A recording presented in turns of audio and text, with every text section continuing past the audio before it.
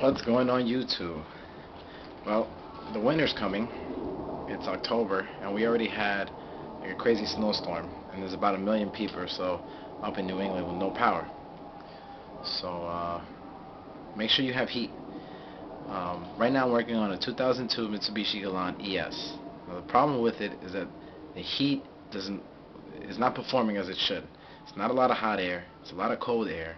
It takes a long time to actually defog anything because naturally there's no hot air. So in the cold, it's not going to work. It's just going to fog up even more.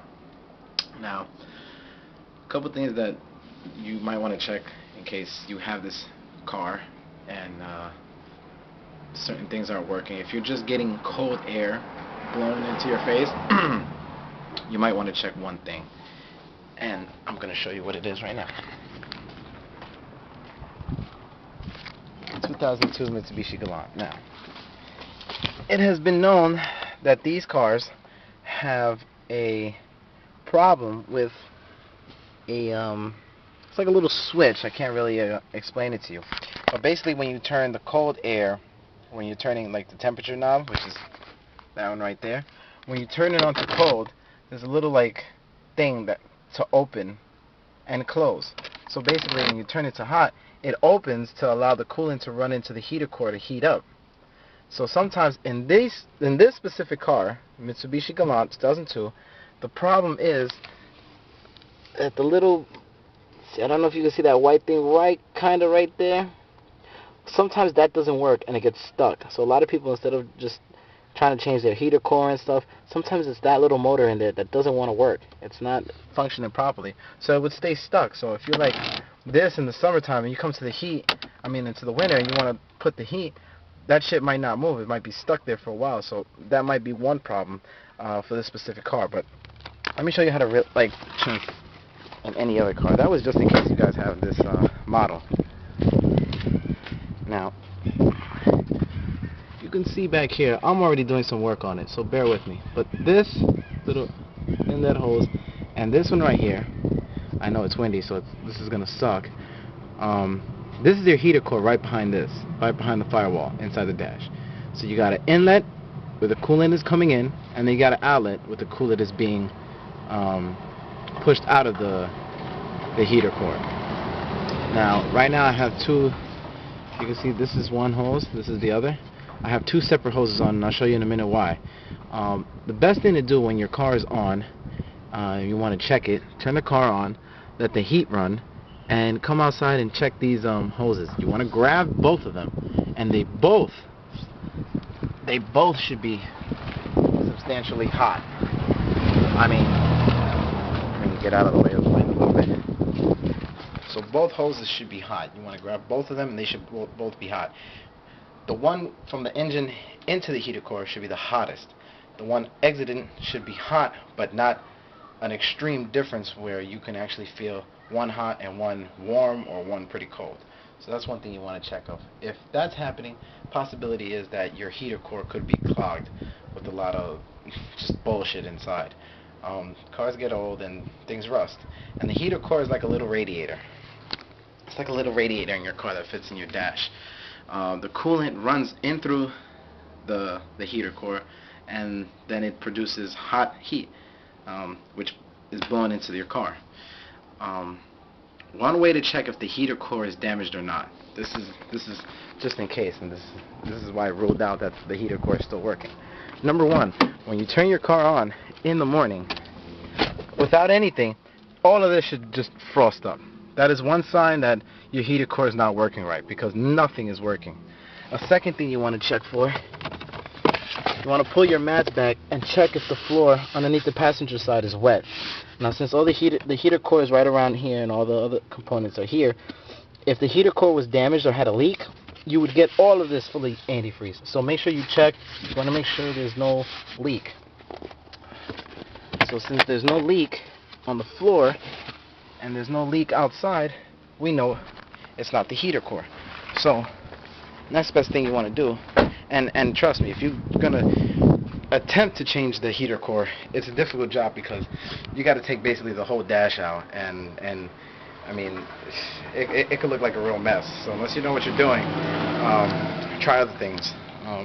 like I said, like flushing out the heater core would be the next best thing. That's what I'm doing right now. So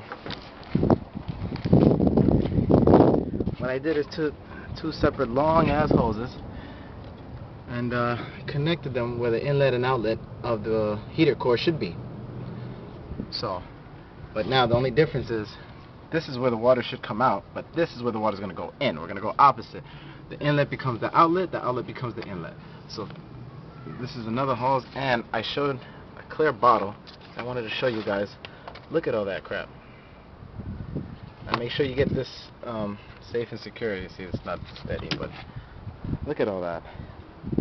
That's not good stuff. Now you want to flush this a couple times to make sure you get all that nasty shit out. And one thing I do recommend, if you're going to pull out the hoses from the actual heater core, these little nipples right here, they're aluminum. So you got to be very, very, very careful, because if you try to crimp it, I mean, if you try to hold it with some pliers and you accidentally just squeeze it, that's it. That's the end of your heater core. Now you got to buy another heater core. And then, I mean, they're about like from $100, $200 around there, but the job is like ridiculous, like maybe $500. So, and if you do it yourself, you better know what you're doing. It's going to be a headache. So make sure if you're going to take those hoses off, spray WD-40, some silicone spray, whatever you want to get it nice and wet, and just work your way out with those clamps, and just gently just try it with your hand first. Don't try with a screwdriver just as yet. A quick trick, if that doesn't work and you still can't get it off, where the hose meets the nipple, you kind of just want to cut it, and then you just cut it off. The remaining part, you just peel it back, and the only thing that happens there is that you're going to have a shorter heater hose, but at least you're not going to damage the heater core. Once you damage that heater core, that's it. It's a wrap. No heat, and it's going to be pretty expensive. So be careful taking off those heater hoses off the heater core to the firewall, because you can damage the nipple, and then that's it.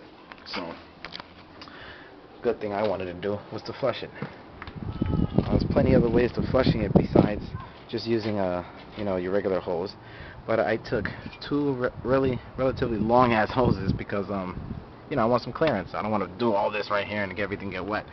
You want to make sure both hoses are up from the heater core, so the pressure fully goes in through. You know it's going in hard, and you know it's coming up, so everything gets pushed out. So you can use a garden hose with enough pressure. And another way to do it is like with compressed air. But compressed air, if you don't have it, you don't have it. So a garden hose, get a couple hoses, clamp it in. I got one clamp because I want to make sure it's nice, tight, and secure. And then water through one, and then out through the other.